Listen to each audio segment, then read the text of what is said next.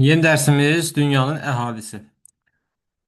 Deməli ki, var. Əhali haqqında bütün məlumatları öyrəndiyimiz elm sahəsi demoqrafiya elmi adlanır ki, demoqrafiya elmində biz əhalinin sayını, onun təbii artımını, cins yaş tərkibini, əmək qabiliyyətini, iş qabiliyyətini və sairə bunların məlumatların hamısını öyrənirik. Harda demoqrafiya bölməsində deyəcək. Demoqrafiya anlayışında müəyyən terminlər biz görə bilirik burada. Demoqrafik partlayış, böhran, siyasət, demoqrafik inqilab və sairə görmək mümkündür. Demoqrafik partlayış nədir? Partlayış əhalinin sürətlə artmasıdır. Demoqrafik böhran nədir? Demoqrafik böhran əhalinin sürətlə azalmasıdır. Biz partlayışı 1960-cı illərdə görmüşük. Yəni əhalinin sayı burada artıq 60-cı ildən sonra başlayaraq sürətlə artmışdır. Burada əhalinin sayının artmasına təsir göstərən amillər var. Bir çox amillər sadalamaq olar. Yəni məsəl üçün təbii şəraitdən asılı ola bilər. Maddi vəziyyətdən asılı ola bilər, müharibə şəraitindən asılı ola bilər. Yəni bilirik ki, məsələn 1960-cı illərə qədər dünya ölkələrinin iqtisadiyyatında bir o qədər irəliləyişlər yox idi, amma müasir dövrdə daha çox artmağa başlamış, inkişaf etməyə başlamışdır. Müharibələr o dövrdə daha çox idi. Məsələn, 1960-dan üzü biz tərəfə gəldiyimiz müddətcə müharibələrin sayı azalmağa başlayıb və sairə kimi səbəblər saymaq olar ki, bu da əhalinin sürətlə artmasına gətirib çıxarmışdır. Biz dünya ölkələrini üzərisində ümumiyyətlə siyasi, iqtisadi coğrafiyada iki əsas anlayış üzərisindən gedirdik. Biri inkişaf etmiş ölkələr, digəri isə inkişaf etməkdə olan ölkələr. Yəni mənə bax, uşaqlar, belə deyim də sizə qısa konkret şəkildə buradan. Sualda qarşıma çıxır ki, əhalinin sayının çox olduğu ölkələri seçin. Hansılara baxmalıyam? İnkişaf etməkdə olan ölkələrə.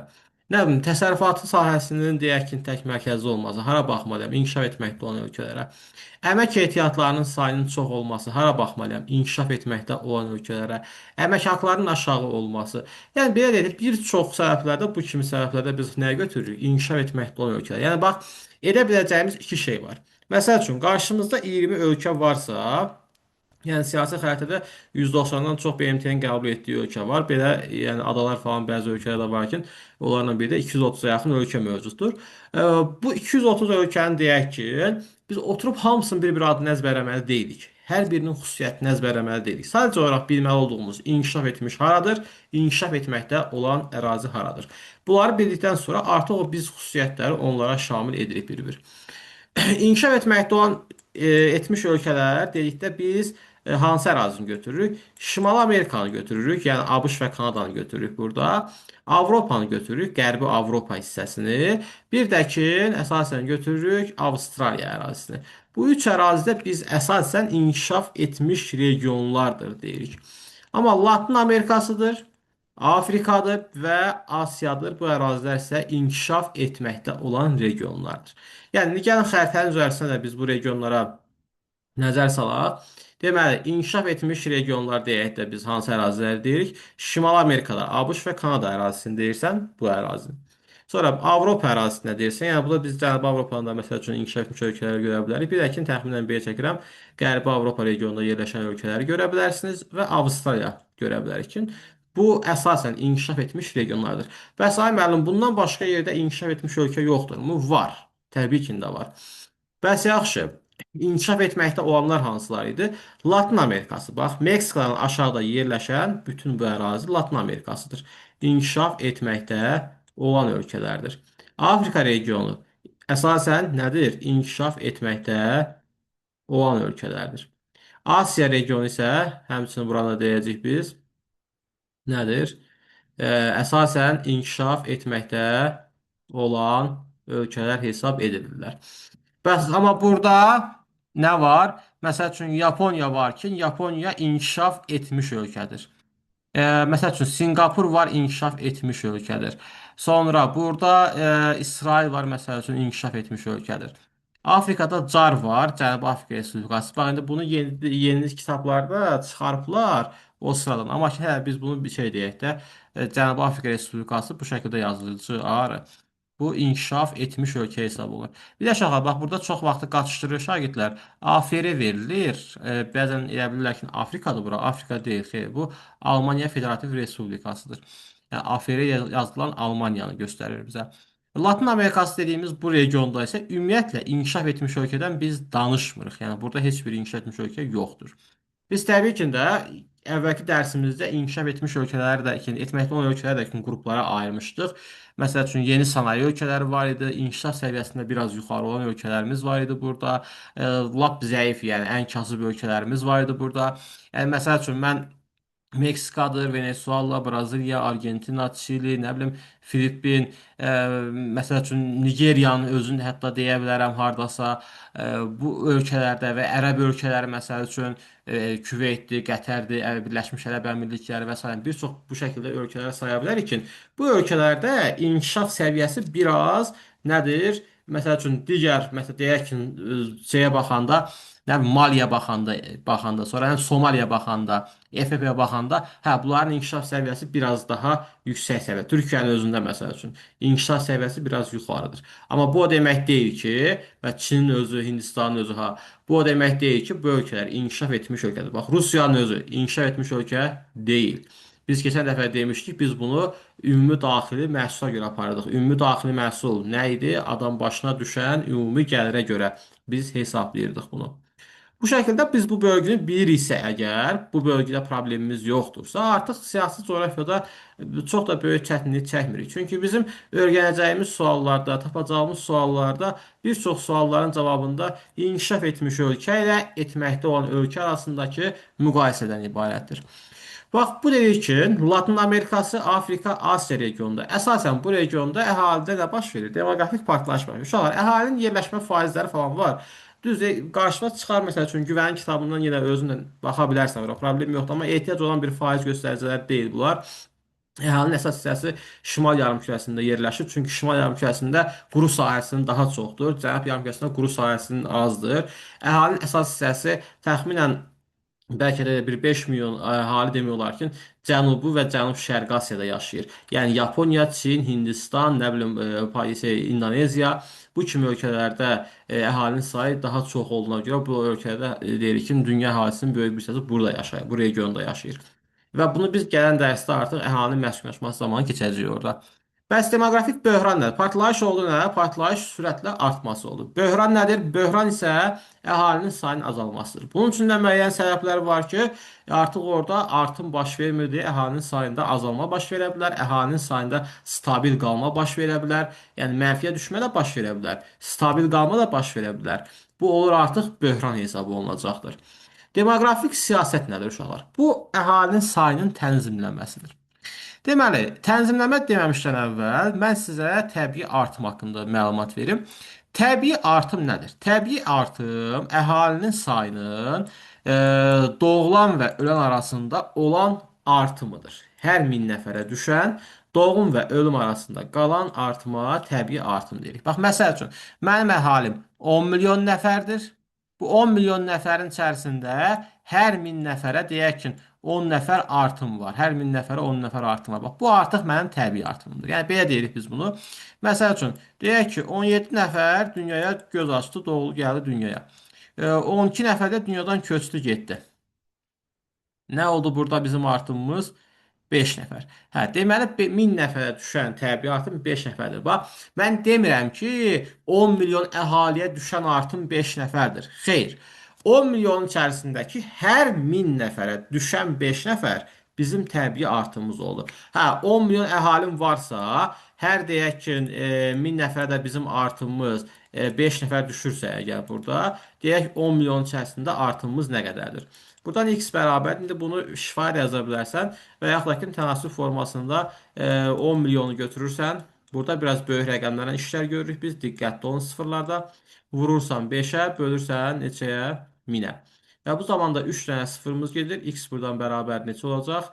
50 min. Deməli, mənim 10 milyon nəfər əhalimin içərisində, belə yazım, 10 milyon nəfər əhalinin içərisində artım nə qədər imiş? Ümumi artımım 50 min nəfər imiş. Bax, bu 50 min nəfər təbii artımdır. Uşaqlar, burada əhalinin təbii artımında, əhalinin artımında ümumiyyətlə iki dənə forması var. Biri var təbii artımdır, biri var mexaniki artımdır. Mexaniki artım nədir? İlyas, bilirsənmi nədir mexaniki artım? Yadımızda qalıbmı? Keçən Mənim o ölkəyə işləməyə gələnlərin Ay, sayısına görə. miqrasiya hesabına olan artım idi. Bəli. Hə. Yəni ölkədə əhali, bax düşünək də bu sadə primitiv bir şeylərdir əslində. Mən yenə deyirəm sizə, dünyanın siyasi coğrafiyası elə bir ki, bir dənə dostunla oturub söhbət edirsən. Bundan o tərəfə bir şey deyil. Bu A ölkəsidir. A ölkəsində 10 nəfər doğuldu, nə bilim 7 nəfər öldü, 3 nəfər burdan artım baş verdi. A ölkəsinə xaricdən deyək ki, nə bilim 10 nəfər gəldi, 5 nəfər əhalidə insan da çıxdı getdi A ölkəsindən. Burada da 5 nəfər oldu. Bu ölkənin ümumi artımı nə qədər oldu? 8 nəfər. Bax bu ümumi artımdır. Bir də suallarda bizə verir. Deyir ki, əhalinin artımı filan qədərdir. Artıq burada dayanmaq lazımdır nəyə görə? Əhalinin artımı filan qədərdir deyirsə, əgər ora bax bizdə təbii artım sözünü vurğulamırsa, ümumi artımdan söhbət gedirsə, mən artıq orada deyə bilmərəm ki, təbii artım nə qədərdir. Çünki mən nə bilim, bəlkə ölkədə 5 nəfər təbii artım olub, 3 nəfər də mexaniki artım olub. Mən gərək onu artıq oturam orada hesablayam və tapam ki, təbii artım nə qədərdir. Deyək ki, əhalinin ümumi artımı 8 nəfər idi. Mən də hesabladım, tapdım ki, 8 nəfərin 3 nəfəri nədir? Təbii artımdır. Demək, hə, yerdə qalan 5 nəfər nə olacaq artıq? Mexaniki artım olacaqdır. Bax, buna diqqətli olaq. Bu, məsəl üçün, əhali belə sual verir ki, 10 milyon əhalinin içərisində artımımız bizim, deyək ki, 80 min nəfərdir. Hə, bəs biz orada artıq tapmalıyıq ki, 1000 nəfərə düşən təbii artım nə qədərdir? Artıq bunu bura vurub böləcək və tapacaq ki, hə, bizim 1000 nəfərin içərisində təbii artımımız filan qədərdir. Hə, yerdə qalan da ki, məsəl üçün ola bilər ki, mexaniki artım olsun. Və yaxud da ki, suallar var, indi deyəcək sualların üzərisində də biz onları əhali təbii artımı ola bilər. Təbii artımla məsəl üçün əhali artıb olmalı yekunda 10 min nəfər. Eləmi? Amma baxırıq ki, sualda bizə verib ki, əhalinin artımı olub 8 min nəfər. İndi burada nə ediblər? Ölkədən 2000 nəfər deməli gedib artıq. Başa düşdük? Ölkədən gedib. Əgər bir ölkədən çıxıb gedən varsa, bu ölkə artıq nədir? İnkişaf etməkdə olan ölkədir. Yox, ölkədə əhali gəlibsə, artıq orada inkişaf etmiş ölkədir. Bax, bu kimi şeylərə diqqətli olmaq lazımdır. Sonra nə edirik? Hə, təbii artımı danışdıq. Bildik artıq təbii artımdır. Və bunun da iki dənə tipi var idi. Birinci tip, ikinci tip. Birinci tip təbii artımda, bax belə deyim sizə, artım azdır. İkinci tip təbii artımda artım nədir? Çoxdur. Çox olan ölkə həkim belə anlayaq bunu. Birinci tipdə az, ikinci tipdə çoxdur. Gəlirəm, qayıdıram hara? Demoqrafik siyasətə. Demoqrafik siyasət nə idi uşaqlar? Əhalinin sayının tənzimləməsidir. Bəli, dünya ölkələri, biz bunu bəzən görmürük, bəzən bilmirik. Dünya ölkələri öz əhalisinin sayını tənzimləyir. Və hətta bax bu gün Azərbaycanda əhalinin sayında tənzimləmə gedir. Ha, deyirsən ki, nə qarırlar əhalini? Artanda vurub başını kəsib öldürürlərmi əhalini və yaxud da ki, nə bilim, azalanda yenidən artmağına kömək mi edirlər? Bəli, biz deyirik ki, əhalinin sayının azalmasını da, artmasını da dövlət özü nizamlayır. Çünki həm çox olmaq bizim üçün yaxşı deyil, həm də az olmaq bizim üçün yaxşı deyil. Bax, belə sadə bir şey deyim. Əgər ölkəmdə mənim ölkəm var və ölkəmdə əhalim azdırsa, artıq mən işçi qüvvəsi tapmıram. Yox, mənim ölkəm var. Ölkədə əhali çoxdursa, artıq mən onların qarnını doyuzdurmağa yemək tapmıram. Yəni mən onlara iş tapmıram və ya başqa bir çox problem sıralamaq mümkündür. Yəni mən hələ ilkin vəziyyətdə bunu deyirəm ki, ölkəmdə əhalinin sayı az oldusa, mən artıq orada nə etdim? İşçi tapmadım. Çox oldusa, iş yeri tapmadım. İnsanlarım acından qırıldı, batdı, getdi. Bu şəkildə anlaya bilərik bunu. Və bunun üçün də biz siyasət keçiririk, əhalinin sayını tənzimləyirik. Yadda qalır nə? Bax, yenə qayıdırıq nəyə biz? İnkişaf etmiş ölkə və inkişaf etməkdə olan ölkəyə qayıdırıq. İnkişaf etmiş ölkədə əhalinin sayı artırılır, inkişaf etməkdə olan ölkədə isə əhalinin sayı azaldılır. Bax, diqqətli olun. Niyə görə? Çünki ilkin bünövrəsindən inkişaf etmiş ölkələr təbii artımın birinci tipində idi. Birinci tipdə təbii artım nə idi? Az idi. Amma inkişaf etməkdə olan ölkələr ikinci tipdə idi əsasən və burada təbii artım nə idi? Çox idi. Yəni bunun əhalisi sürətlə artırdı deyə bu azaldırdı, bunun əhalisi azalırdı deyə nə edirdi? Artırmağa çalışırdı. Bəs biz nə edirik uşaqlar? Demoqrafik siyasət edirik. Bu siyasətin içərisində nələr var? Məsəl üçün, gəl danışaq inkişaf etmiş ölkədən. Birinci bundan danışaq. İnkişaf etmiş ölkədə nə edirlər? Məsəl üçün, bir uşaq varsa, dövlət sənə uşağa uşaq pulu verir deyək ki. 2 uşaq varsa, nə bilim, uşaq pulunun miqdarını artırır. 3 uşaq varsa, sənə 2 uşaq varsa məsəl üçün sənə məzuniyyət verir. 3 uşaq varsa sənə vaxtından tez pensiyaya çıxardır. Nə bilim, sonra deyək ki, ailə quranlar üçün, yeni ailə quranlar üçün faizsiz kredit verirlər və yaxud da güzəştli mənzil verirlər. Nə bilim, işlə təmin edirlər. Uşağın təhsilini dövlət qarşılayır. Nə bilim, uşağın tibb xərclərini dövlət qarşılayır. Bağçaya qoysan uşağı, dövlət deyir ki, mənlik, narahat olma. Sən apar uşağı bağçaya qoy, bir dənə uşağın var, eləmi? Sənin məsəl üçün, bax belə deyək də, biraz bu dərslər geniş danışmaq lazım olur həmişə. Belə düşünək ki, bir dənə övladımız var. Bu övladımıza mı baxaq, yoxsa işə mi gedək? Bu şəkildə qalırıq. Və görürük ki, ikinci övladımız olarsa əgər, artıq işləmək bizim üçün problem olacaq. Və mən işləməyəndə ailəm dolana bilməyəcək. Ona görə nə edirəm? Deyirəm, mən füsuyor, bir dənə övlad mənə bəsdir. Amma dövlət orada deyir ki sənə, bir övladın varsa, qardaş, bunu burax mənim himayəmə. Mən baxacağam sənin övladına. Sənin övladını mən tərbiyə edəcəm. Sən fikirləş ikinci övladı. İkinci də oldu mu, yenə mən baxıram. Üçüncünü fikirləş. Üçüncü də oldusa artıq çıx işdən, mən sənə pensiya verirəm. Otur evdə uşağına bax gələn. Lap dördüncü olsun, beşinci olsun mənim üçün yaxşıdır. Çünki uşaqlar bu ölkələrdə milli tərkibdə dəyişim gedir. Bax, fikir verirsə artıq yeni nəsil gəldikcə, məsəl üçün 90-cı illərin gənclərinlə bugünkü gənclərimiz bir deyil. İnsanlarda o vətən sevgisi, valideyn sevgisi dəyişir. Tamamilə başqa bir vəziyyət yaranır artıq getdikcə. Və bu da səbəb nədir? Səbəb dünyaya açılmağımızdır. Məsəl üçün, mən əvvəl otururdum evdə, televizora baxmırdım, TikToka girmirdim və otururdum evimdə, həmişə mənə deyirdilər ki, ata-ana əziyyəti belədir, vətən sevgisi belədir. Bunu mənim beynimə yeridirdilər, eləmi? Bunu mənə aşılayırdılar. Və bu mənə aşılandıqca mən bu psixologiyada böyüyürdüm. Amma bu gün məsəl üçün girdim TikToka baxdım ki, orada bu heç ata-anasını saymadı, heç vətənini saymadı və sairə və sairə işlərlə məşğul oldu. Artıq o mənə də başlayır. Və yaxud da ki, mənim ölkəmə xaricdən insan gəlir. Gələn insandan mən baxıram ki, bu insan deyir ki, ata-ana mənim üçün vacib deyil, vətən mənim üçün vacib deyil. Mən də artıq bunu öyrənirəm və nə edirəm? Artıq o fikrim dəyişməyə başlayır. Və bu ölkələrdə bu problem çoxdur.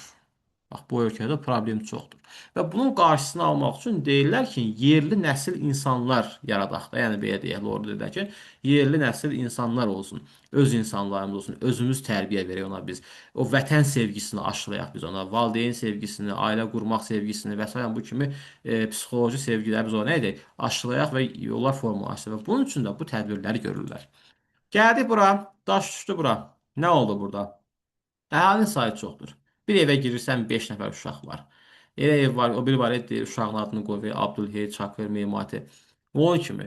Girirsən bir evə 15 dənə uşaq var. Nələr, yəqin ki, Aysu neçə uşaqsınız evdə? 2 nəfər istərsiniz? Aysu yatıb yoxdur. 3. Bəli. Nigarsız. Biz də 3. 3. Ay maşallah. İlyas. 2 müəllim 2. 2. Amin. 4. 4. Ay maşallah. Azəvətdə mod ne deyəsən 4. Hə, və görürsən, bu dəqiqə bizdə uşaq pulu verilməyə ən aşağı 2, ən yuxarıda 4 olmaqla gördük. Yəni uşaq sayını biz. İndi gəl düşünürəm ki, hər uşağa məsəl üçün ayda 300 manat dövlət pul verirsə əgər, artıq bu 4 uşağın sayı bizdə olacaqdı, nə bilim 8 uşaq. Və yaxud da ki, gəlin qaydaq biraz keçmişə, atalarımızın dövrünə, valideynlərimizin dövrünə. Çoxumuzun valideyni evdə nə bilim 5 qardaş, 7 bacı, nə bilim nə baxırsan ki 12-13 dənə uşaq var hamısında. Ən azından baxırsan ki, hamımızın bir 4-5 dənə əmisi, dayısı var. 4-5 dənə xalası, bibisi var. Bax görürük o dövrdə Sovetin dövründə idi. Sovet sənin qara qaşına, qara gözünə demirdi ki, qardaş uşaq dünyaya gətir. Deyirdi uşaq dünyaya gətir, gəlsin kolxozu, savxozu nə bilim işləsin, məni qazandırsın. Səhərsi gün də aparım müharibəyə qırım qutarsın, çıxsın, getsin. Yəni ona maraqlı deyildi, yəni sənin övladının gələcəyi. Və yaxud da ki, o dövrlərdə uşağa işçi qüvvə kimi baxırdılar daha çox. Yəni o dövrdə uşağa o qədər təhsil vermək yox idi. Məsəl üçün bir evdən baxsaq görə həqiqətən də 7 uşaq varsa, 7 uşağın biri, ikisi maksimum oxuyub. Amma digərləri oxumayıb. Niyə? Biri gedirdi qaz otarmağa, biri gedirdi qoyun otarmağa, biri gedirdi quzu otarmağa, biri gedirdi dan otarmağa, biri gedirdi inək otarmağa. Nə bilim, hərəsi bir işə gedirdi. Yəni işçi qüvvəsi kimi baxdılar ki, hə, məsəl üçün 5 dənə uşaq varsa 5 dənə işə gedəcək, artıq mən də yavaş-yavaş yaşayacağam. Yəni bu mileniyalar, bu düşüncələr var idi də ya, o dövrdə əhalinin sayında kütləvi artım getdi. Gəldik çatdıq biz müasir dövrə. Müasir dövrdə artıq qarşımıza uşaqlar özümüz də hiss etmədən şərtlər qoyur. Bax, birdən deyirlər ki, biz həmişə bunu danışılan bir şeydir ki, niyə uşaq pulu verilmir? Haqsızlıq edirlər. Nə bilim, dövlət düzgün eləmir, uşaq pulu verməlidir. Yəni niyə versin uşaq pulu? Demirəm, təbii ki də olsa bəlkə daha yaxşı olardı. Demirəm ki, verməsin. İndi bunu da görə verən deyəcək ki, yox, Emin müəllim deyir ki, uşaq pulu verilməsin pisdir. Hə, verilsin öz yerində. Amma ki, gəlin baxaq bunun biz coğrafi tərəfdən anlasaq görək nə olacaq. Demək ki, uşaq pulu veriləndə sən artıq uşağın sayını artırırsan. Dövlət sənin uşağın təhsilini verəndə sən uşağın sayını artırırsan. Dövlət sənin uşağın tibblə təmin edəndə, nə bilim, hər işini təmin edəndə, sənə kredit verəndə, güzəşt edəndə sən uşağın sayını etsən, artırmağa başlayırsan. Bax, mən bu sözü deyirəm sizə, yaxın gələcəkdə Azərbaycanda uşaq pulu tətbiq olunacaqdır. Biraz uşaqlar, belə bir şey deyim sizə həmişə, oxuyanda çox da bu siyasi hissəni bizim real həyatla əlaqələndirməyin. Çünki baxırsan ki, real həyatda biraz fərqlər var. İndi orada mən toxunacağam sizin üçün. Ha, biz ilkin olaraq bildik ki, bu ölkələrdə əhalinin sayını azaltdılar. Nə etdilər?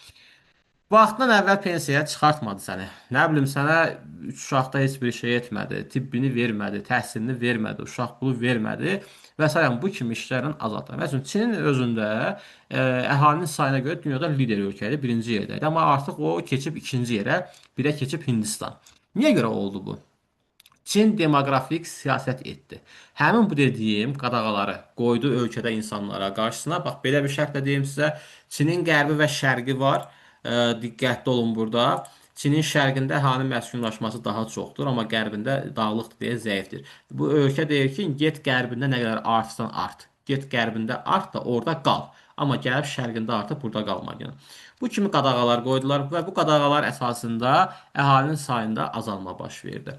Bəs yaxşı, biz anladıq ilkin olaraq ki, hə, bu ölkələrdə, birinci ölkələrdə əhalinin sayını artırdıq, bu işləri gördük. İkinci ölkədə əhalinin sayını azaltdıq, bu işləri gördük. Çünki işçi qüvvəsi çox idi, iş tapa bilmirdim, əhalinin dolanışığı yox idi, adam başına düşən gəlir az idi, həyat səviyyəsi aşağı idi. Həyat səviyyəsi aşağı olan zaman nə baş verir artıq? Orta ömür müddəti aşağı düşür, xəstəliklərin sayı artır, pandemiyaların sayı artır və s. və s. problem yaradır. Mən onun üçün nə etməliyəm? Azaltmalıyam. Azaltdım. Bəs yaxşı, azaltmaq bizim üçün mənfi təsir edə bilərmi? Təbii ki də. Mən bu azaltmağı axşam yatıb səhər durub azaltmadım mən bu əhalinin sayını. Bu elə bir telefonun səsi kodu falan deyil ki, axşam yatım səhərdən durum 5 dəqiqədən sonra telefonun kodunu aşağı edeyim. Bu azaltmanı mən başlayıram illərcə tətbiq etməyə. Bax, məsəl üçün desəm sizə, Çin artıq əhalinin sayını artırmaq üçün tədbirlər görür. Deyəcəksən ki, ay müəllim, axı bu əhalinin sayı çox idi bunun. Uşaq, əhalisinin sayı çoxdur, amma o demək deyil ki, elə çox da öz yerində qalır. İnsan da ömrü var, bir müddəti var və ölüb gedir.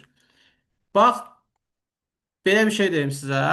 Məsəl üçün, mənim ölkəmdə 10 nəfər əhali varsa, bu 10 nəfər əhali axır əvvəl, nə bilim, gəlib qocalıb öləcək də. İndi 5-i bəlkə də nəsə oldu, öldü, tez öldü. Deyək ki, 10 nəfər onda qocaldı, gəldi, öldü. Yerdən yeni nəsil gəlməlidir. Yerdən gələn nəfər nə qədərdir? 5 nəfərdir. Artıq mən gələcəkdə 50 ildən sonra, 40 ildən sonra burada 5 nəfər görürəm və burada da 5 nəfər öldürürəm artıq. Və ondan sonraki da artıq məsəl üçün bir nəfər gəldi. Məsəl üçün deyirəm, bu nəfərlər milyon ola bilər də, yəni ki. Ha, bu gördük bu problemlər. Ona görə biz bu artım və azaltmağı əvvəlcədən planlaşdırırıq, yavaş-yavaş tətbiq etməyə başlayırıq. Nəsil-nəsildən arxasında gedir. Məsəl üçün, mənim atamgilin dövründə çoxuşaqlılıq dəbdə idi. Qəşəng artırdı, uşağın sayı çox idi. Mənim atamın dövründən bu günə, deyək ki, indi ortada olan o deyirəm, keçib bir 30 il, 40 il məsəl üçün. Hə, bu 40 il ərzində dəyişən mənim fikrimdir ki, mən artıq o 7-8 uşağı istəmirəm. Mən deyirəm ki, bir uşaq, 2 uşaq olsun. Başa düşdük? Bax, budur. Və başlayacaqlar bir müddətdən sonra bizim psixologiyamızı yeritməyə ki, biz uşağın sayını artıraq. Və artırdıqca artıq bir 40 ildən sonra başlayacaq ölkədə əhalinin sayı artmağa. Yəni bax bu da bu şəkildə yadımızda qalsın. Bu oldu siyasət. Demoqrafik siyasət azaltdı, inkişaf etməkdə olan ölkələr, artırdı, inkişaf etməkdə olan ölkələr. Amma diqqətli olaq, nə var burada? Ərəb ölkələri var ki, Ərəb ölkələrində inkişaf etməkdə olan ölkələr olsalar da, bu ölkələr əhalinin sayını azaltmırlar. Niyə görə? Ərəb ölkələri dedikləri uşaqlar, məsələn, Misir, Liviya falan bunlar hamısı Mərkəş Ərəb ölkəsidir. Amma hansından söhbət gedir Ərəb deyəndə, bu İran körfəzi sahilində var ki, burada məsəl üçün Küveyt, Qətər, Səudiyyə Ərəbistan, Birləşmiş Ərəb Əmirlikləri və sairə bu kimi ölkədən, varlı ölkədən söhbət gedir ha. Əhalinin sayını azaltmadılar. Diqqətli oluruq burada. İnkişaf etməkdə olan ölkə olsa da əhalinin sayını azaltmadı. Hansı ölkələr oldu bu? Ərəbləri dedik. Niyə görə azaltmadı? Bunun iki əsas səbəbi var. Birinci səbəb dini səbəbdir. İkinci səbəb isə əmək ehtiyatlarının azlığıdır. Şu an əmək ehtiyatı nədir? Biz keçən dərs demişdik bu haqda. Kim deyə bilər? İnsan mən. Aysa, biz insanlar əmək ehtiyatıyıq. Hə, ərəblərdə belə bir daha çox dəb var ki, yerli insanlar çox işləmirlər. Daha çox qatdan gəlmə insanlar işləyirlər orada. Amma vətəndaşlıq falan vermək orada biraz çətin məsələdir. Çünki əhalinin tərkibini dəyişmək istəmirlər, qatmaq istəmirlər əhalilərini. Daha çox tək millətli olmağa üstünlük verirlər. Ə, Bu ölkələrdə işçi qüvvəsinin azlığı var deyə bir də ki, dini səbəbdən. Dini səbəb nədir? Dini səbəblər biraz çox bir səbəb demək olar. Məsəl üçün, deyək ki, sənin dinin nikah qurmamış övlad dünyaya gətirməyi haram bilir. Sən artıq buna uyğun gedirsən. Və yaxud da ki, deyək ki, 4 dənə qadınla ailə həyatı qurmaq olar. Məsəl üçün deyirəm, indi bilmirəm, o elə şey var idi deyəsən bir vaxtlar. Hə, bunu sən üstün bilirsən. Hə, 4 qadındır. 4 qadın hərəsindən 4 uşaq olanda artıq bu da gəlib 16 dənə uşaq edir də, yəni kimi bu. Və yaxud da ki, bir şey də deyim, seçmə doğum dediyimiz bir anlayış var. Bunu Lorduda biz abort etdirmək deyirik buna. Bu olur, qanuni şəkildə olan bir şeydir. Qanuni şəkildə hansı hissəsi olur? Bunun uşaqlar ana bətnində əvvəlcədən əgər baxılarsa, uşaqda hər hansı bir xəstəlik varsa, valideyn və həkim razılığı əsasında bu uşağı götürülmək mümkündür, ola bilər bir şeydir, qanunidir. Amma yəni ki, qeyri-nigahdan kənar hadisələr baş verəndə artıq orada o qanuni deyil də, yəni ki, bunu etmək qanunun deyil. Və bu kimi hadisələr artıq orada qadağan olduğuna görə daha çox bu hissələrə toxunurlar deyə. Bu səbəbdən orada əhalinin sayının artırmağını heç bir aşağı salmırlar. Elə artırırlar ki, o artsın. İkinci səbəb isə əmək ehtiyatlarının nədir? Azlıq təşkil etməsidir. Bəs hansı ölkələrdə demoqrafik siyasətin təsirini biz daha çox gördük? Hə, bir də Azərbaycan deyəcəkdim, bunu mən keçməmişdən deyim uşağa. Bu gün bizdə əhalinin təbii artımında azalma var. Bax, bizim Azərbaycanımızda. Düzdür, bəzi bölgələrimizdə də yaxşıdır, normaldır. Amma bir çox regionlarımızda, bölgələrimizdə əhalinin təbii artımında azalma mövcuddur deyəcəyik ha. Yəni bu biz inkişaf etməkdə olan ölkəyik, amma bizdə də təbii artımın azalmasını müşahidə edə bilərik. Çünki artıq dünya dəyişib. Yəni belə deyim sizə, bu yazılan coğrafiya kitabları artıq bəlkə də müasir dövrün bilgilərini heç də demək olar ki, tam da ödəmir, yəni ki, mən bunu deyə bilərəm. Ha, demək, demoqrafik siyasət əsasında inqilab baş verir. Uşaqlar, inqilab nədir? İnqilab artıq tipin dəyişməsidir. Yəni, burada biz göstərdik birinci tip ölkələr var idi, ikinci tip. Yəni, bunu biz belə müqayisə apara bilərik ki, məsəl üçün, bu ölkə inkişaf etməkdə olan ölkədir. Və əhalinin təbii artımında hansı tipdir? İkinci tip. Nə etdi? Demoqrafik siyasət etdi. Əhalinin sayını azaltdı.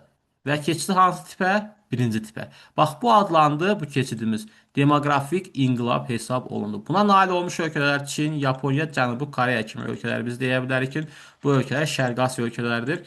Xəritədə yerlərini göstərək, özünüz də oxuyanda xəritə yerlərinə baxın, paytaxtlarına baxın. Deməli, Çin, Cənubi Koreya, bir də ki, Yaponiya. Bu ölkələrdə biz görə bilərik ki, əhalinin sayını azaltmağa nail olmuş ölkələr hesab olunurlar. Və bu gün də bu azalma bu ölkələrdə hətta nəyə aparıb çıxarır? Demoqrafik böhrana aparıb çıxarır. Əhalinin sayında mənfiyə getmə baş verir. Uşaqlar, bir də nəsil əvəzlənməsi var. Bunu da qeyd edim. İndi mən burada məncə olmalıdır. Hardasa yazmış olaram onu. Nəsil əvəzlənməsi nədir? Bax, 10 nəfər dünyaya göz açır, 10 nəfər ölüb gedir. Bu oldu nəsil əvəzlənməsi. Mənfiyə düşmə nədir? 10 nəfər doğuldu, 11 nəfər öldü. Bu oldu artıq mənfiyə getmək. Bəzi ölkələr var ki, Avropa ölkələrinin bir çoxunu görə bilərik ki, nəsil əvəzlənməsi gedir. Məsəl üçün, babam rəhmətə gedir, onun yerinə mən dünyaya göz açıram. Mən gəlirəm, çatıram o yaşa, mən gedirəm, mənim nəvəm gəlir, məsəl üçün bu şəkildə. Ancaq nəsil dəyişir, say artmır. Və bizim artımımız üçün 3 nəfərə ehtiyacımız var. Yəni ki, 3 nəfər uşağa ehtiyacımız var artım üçün. Bunu da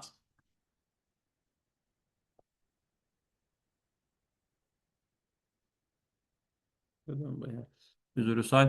Hə, bunu da deyə bilərəm ki, necə olur? Bax, belə düşünək, sadə bir prinsip var. Bəlkə də bunu bir dəfə hətta televizorda mən də etmirəmsə, Putin də izahını verirdi, yəni görürsünüz, bəlkə də bilmirəm. Bir ata, bir ana. Etdik 2 nəfər. Bir dənə də övlad gəldik bunların üzərisinə. Olduq nə qədər? 3 nəfər. Əhalinin sayı oldu 3 nəfər. Ata-ana vaxt gəldi, ömür gün çatdı, köçdülər dünyadan. Qaldı neçə nəfər? Bir nəfər qaldıq. Bax, əhali 2 nəfər idi və neçə nəfər qaldı axıra? Bir nəfər. Bu demoqrafik azalmaya getdi artıq. Böhran getdi burada. Azaldıq. Bir nəfər ata, bir nəfər ana, 2 nəfər övlad. Demək, 2 nəfər idik, 2 nəfərə gəldik, olduq 4 nəfər. Ata-ana köçdü getdi dünyadan. Qaldı neçə nəfər? 2 nəfər qaldı. Artıq bu nəsil əvəzlənməsi baş verdi. Heç bir artım və ya azalma baş vermədi. Əvvəl əhalimiz 2 nəfər idi, artdı 4 nəfər oldu, ikisi getdi, yenidən 2 nəfər qaldıq. Sonra bir nəfər ata, bir nəfər ana, 3 nəfər uşaq olan zaman. Əhalimiz 2 nəfər idi. Artdı 3 nəfər, oldu neçə nəfər? 5 nəfər. Ata-ana köçdü getdi dünyadan. Qaldıq neçə nəfər? 3 nəfər. Gördükmü? Əhalimiz əvvəl 2 nəfər idi, indi isə oldu neçə nəfər? 3 nəfər. Demək, bura nə oldu artıq? Bir nəfər bizim artımımız oldu ki, biz buna artıq əhalinin artımı deyəcəyik. Yadımızda qalsın. Bu da belə. Sonra buradan deyəcəyim başqa fikir vermək olduğumuz şey mütləq artım, təbii artım. Depopulyasiya əhalinin artımı mənfi olmasıdır. Təbii artımın növlərindən danışdım mən sizə. Burada yenə bu ölkələri əzbərləməliyikmi? Xeyr. Təbii ki, də sadəcə olaraq bu ölkələri xahiş edirəm ki, sizdən xəritə üzərisində yerlərinə baxın bu ölkələrin. Çalışın ki, bilin də. Yəni ki, məsələn, burada mən 10 dənə ölkə vermişəm, sən onun 5 dənəsini ən azından əzbərlə öyrən gedən ki, burada məsəl üçün bu ölkələrdə bu proseslər baş verirdi. Yadda saxlamaq üçün belə bir şey deyim uşaqlar sizə. Avropa belə deyək, Avropanın hamısı inkişaf etmiş ölkə deyil. Şərqi Avropa inkişaf etməkdə olan ölkədir, Qərbi səsdən inkişaf etmiş ölkədir. Amma Avropanın hamısında təbii artım birinci tipdir. Bax, Avropanın hamısı inkişaf etmiş ölkə deyil, amma hamısında təbii artımın birinci tipidir. Bir dənə buradan Albaniyanın çıxmaq şəkli. Albaniyada təbii artım ikinci tipdir. Demək, bax, Avropanın hamısı təbii artımda birinci tip. Albaniya bir dənə ikinci tipdir. Füsyo. Qalan hamısı nədir? Birinci tip hesab olacaqdır deyəcəksiniz. Sonra bax bu da ki nə irəli gələn bir şeydir? Düşüncə, tərz, həyat tərzi, qonşuda olan görürsən sən onu götürsən istər-istəməz. Yəni o insanlar da Avropalılar kimi düşünür məsələ üçün artıq daha çox öz həyatlarına üstünlük verir və övlad dünyaya gətirməyə çox da maraq göstərmirlər. Nikah qurmaq istəmirlər. Və çünki bizdə psixologiyamızda nə var? Deyək ki, qız uşağısan, hə, universitet oxuyursan, oxudun, qurtardın, artıq istər-istəməz sənə ailə qurmağa kimsə tapırlar və ya da ki, oğlan uşağı fərqi yoxdur. Ailə qurmağa kimsə tapırlar. Ay bala, ailə qur, evlən, hardan gəlirsən, gelirsən, kim görür səni soruşur ki, niyə evlənmirsən, niyə evlənmirsən məsələ üçün də. Və bu artıq səni evlənməyə gəlir, vadar edir. Sən evlənirsən, ailə həyatı qurursan, bir uşaq dünyaya gəlir deyək ki, başlayırlar ki, bu uşağa nə bilim qardaş olsun, biri də olur, sonra deyirlər bir dənəsi də olsun, elə bir futbol komandası da yığırıq burada biz. Hə, belə-belə artım baş verir artıq. Amma o ölkələrdə artıq o yoxdur. Sənin 18 yaşın oldu, düzdür, mən bunu dəstəkləmirəm əslində. Yaxşı bir şey də deyil heç. 18 yaşın oldu, valideyn deyir, bala, həyat sənin həyatındır. Get, yaşa, qazan, istəyirsən ailə qur, istəyirsənsə də ailə qurmağı özün bilərsən. Bunlar belə, bunu da qeyd etdik.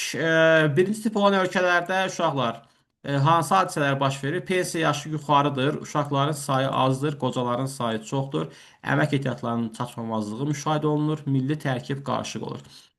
Bunlar da ki, toxunacam. Pensiya yaşı niyə yuxarıdır? Çünki həyat səviyyəsi yuxarıdır deyə orada pensiya yaşı yuxarı olacaq təbii ki də. Uşaqların sayı niyə azdır? Çünki doğum yoxdur, təbii artım azdır. Qocaların sayı niyə çoxdur? Çünki həyat səviyyəsi yuxarı idi deyə yaşlıların sayı çox olurdu. Əmək ehtiyatları təbii artım azdır deyə insanlar işçi qüvvəsi az olacaqdır. Milli tərkib qarışıq olur. Niyə görə? Çünki sənin ölkəndə 10 nəfər işçi lazımdır, amma sənin ölkəndə 5 nəfər yerli insan var. Və yerdə qalan 5 nəfər xaricdən gələn insanlardır. Xaricdən gələn insan da yavaş-yavaş sənin nə edir? Milli tərkibini artıq dəyişməyə başlayır. İndi bu haqda da ikinci zətdə ətraf şəkildə mən sizə məlumat verəcəm.